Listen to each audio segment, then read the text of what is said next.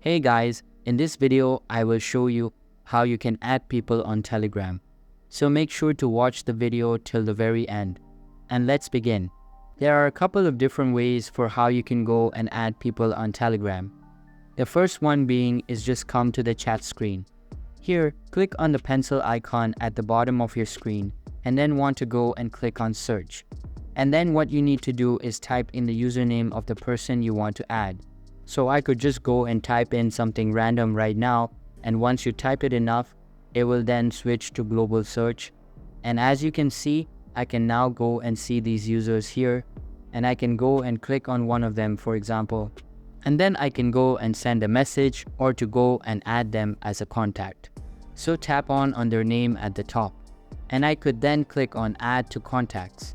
Alternatively, if you currently have the person's number instead of their Telegram username, then what you can do is click on the pencil icon again, and here click this people like icon at the bottom, and you can then go and enter that information. Now after you've entered their info, you can then click on create contact at the bottom. You'll get taken to the chat with the person you just added, and you can then go and send them a message, and they'll then go and appear in your contacts list. So that's basically how you can add people on Telegram. So that's all for this video. Hope you liked the video. Thanks.